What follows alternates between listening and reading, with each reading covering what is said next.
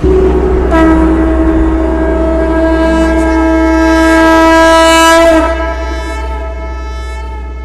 কে হে কামিনী?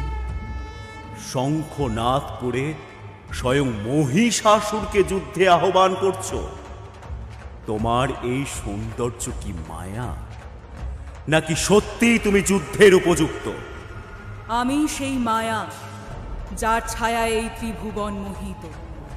আমি সেই সত্য যার অস্তিত্বেই সময় ঘোরে। তুমি জিজ্ঞেস করছো আমি কে?